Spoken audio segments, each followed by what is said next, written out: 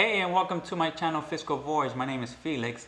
So Apple just announced that they are going to have a stock split of 4-for-1. And in this video, I'm going to describe, even though the price is going to go lower from where it is now, around 380 to around 95 with this 4-for-1 stock split, I'm going to tell you it's not cheap as it looks. So if this is your first time visiting my channel, make sure to hit that subscribe button. And let's get started with this quick analyze of Apple. Let's talk about the stock split for Apple. As you can see here in their earnings third quarter release, the board of directors has approved a 4-for-1 stock split to make the stock more accessible to broader based investors. Each Apple shareholder of record at the close of business on August 24, 2020 will receive 3 additional shares for every share held on record date, and trading will begin on a split adjusted basis on August 31st, 2020. So let's look up exactly what is a stock split. So in Wikipedia has this great article on understanding what and why of stock splits.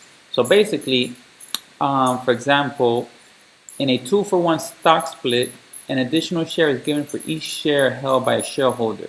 So if a company had 10 million shares outstanding before the split, it will have 20 million shares outstanding after the 2-for-1 split. So we'll take a look at Apple's current share outstanding. So, and also a stock price is also affected by the stock split. After a split, the stock price will be reduced since the number of shares outstanding has decreased. An example of a 2-for-1 split, the share price will be in half. Thus, although the number of outstanding shares and price change, the market capitalization remain constant. So here's some takeaways on why companies do stock splits. A stock split is a corporate action in which company divides existing shares into multiple shares to boost liquidity of the shares.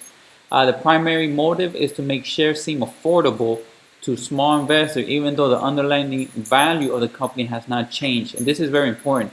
Seems more affordable. And this is where I want to make a point here for investors who think now Apple is cheaper, quote unquote cheaper now because of the stock split.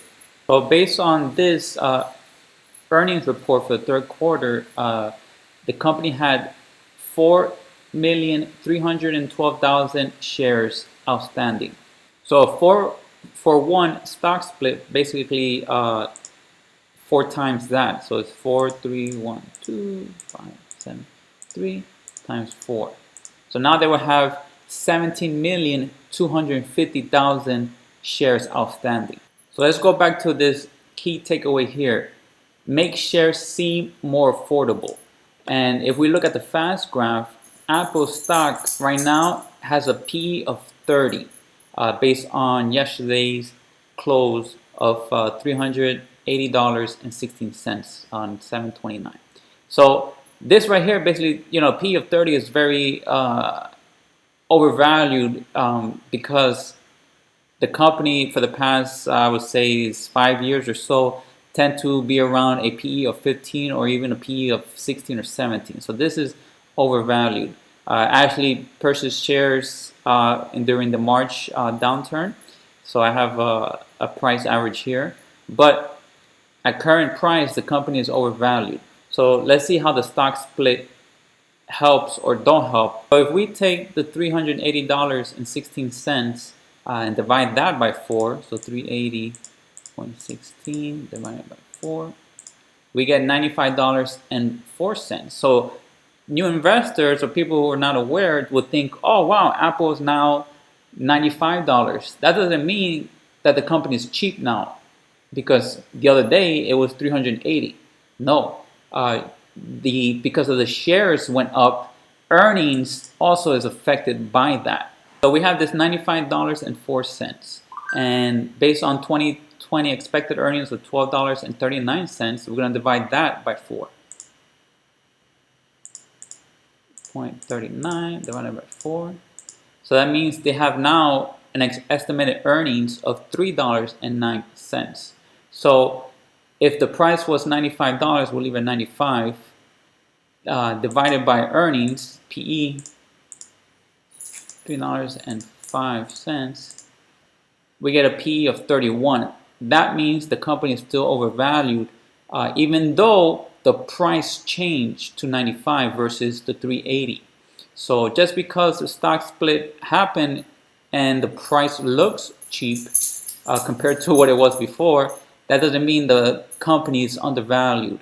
So I just wanted to make this quick video and to show you guys that, yeah, the stock split is cool because you get more shares, but it doesn't change the value. You gotta always make sure to check the value of the company to see if it's undervalued or overvalued, because that would determine your ultimate projected rate of return. The higher the company value is, the less and more risk you take and less rate of return you're gonna hold.